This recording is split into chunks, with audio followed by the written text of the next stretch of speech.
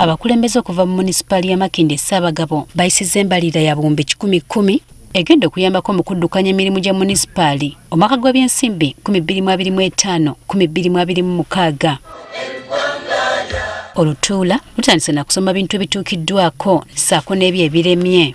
Ffe abamu ku abo abali affected kubanga naffe kasasiro akuŋŋaanyizibwa okuva Makindye Ssaabagabo yatwalibwanga Kiteezi. Ebisinza okuteekebwako essira z'enguudo ezigenda okukolebwa n'okuddaabirizibwa. Ssente zino zisobodde okweyongera kati tufunye biliyoni 8 okuva ku 2.5. So ssente ezo ze zigenda okukola kolansi ku nguudo za Tamale, Mirundi, Nsalo Road nga bwe bazoogedde. N'enguudo nga Nakayenga lugenda kukolebwa, tulina enguudo nga Kibutika lugenda kukolebwa n'enguudo ndala nnyingi nnyo. Olutuula lubadde lutambudde bulungi wabula Meya Godfrey Ssemwanga Kabuzi atabuse oluvannyuma lw'okulaba ng'ebintu bingi bigaanye okukolebwa olw'obutaba na ssente zimala. Ono atabukidde bakkansala nga balumiriza okubba omusolo ogwandikoze emirimu n'atuuka n'okubafukaamirira okukomya omuze guno. Ndi mu kansa eno nga ddala ndi wa NUP ababbi batuuse ku leve eno y'obubbi ddala nga ba NUP Makindye Ssaabagabo. President nyamba abantu bano ababbi bano ate balize mu kansa endala mu bubbi bwefaanana bwa buti. President wange Kyagulanyi nyamba ddala. Abatwala munisipaali no batubulidde nti ebintu bingi bibalemeredde olw'omusolo okubbibwa mu mwaka gw'ebyensimbi guno. Mulimu abantu abeeyita kye batali ne bagenda ku bantu abagenda okuzimba ebizimbe ne babajjako ssente mu kaashi ne balekayo ennamba z'essimu ne babagamba nti kati tubakkiriza muzimbe.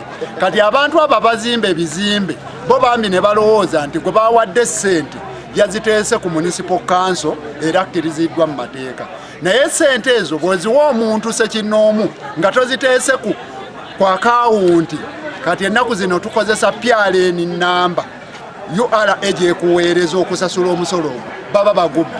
Bano batubulidde nti bateekawo n'amateeka okukangavvula bakkansala abeenyigira mu kubba omusolo mu bantu nti naye akulira emirimu mu munisipaali abadde tannaba kukiteekesa mu nkola. Ebyo byonna twabituukako naye alina okuteeka mu nkola si nze ekiteeso nkireeta mu kanso tawuni kiraaka n'ateeka muki kwanza sirina buyinza bukwata musolo gwa kansala.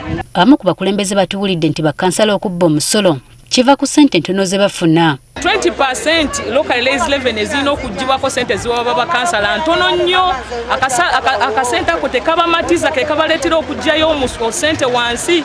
Bano era beeraliikirivu nti n'embalirira y'omwaka gw'ebyensimbi guno yandibalemerera okutuukiriza. Njagala oyite wano kansala omwaka obuwulire bayisizza ki? Bayisizza ssente mmeka?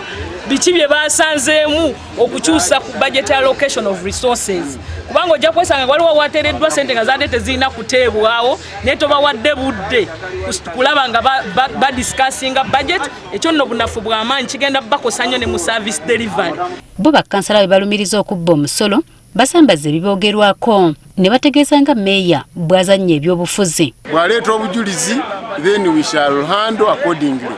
Naye kati siyinza genda kuhiyase omuntu n'afukamira mu kamera lw'okuba essaawa z'okukwata kaadi zituuse nti bannange nzenzeko omutuukirivu wano wa Nuupu. Munisipaali ya Makindye Ssaabagabo erimu amagombolola okulinda eggye Bunnamoya ne Masajja wabula nga y'emu ku munisipaali esinze enguudo embi.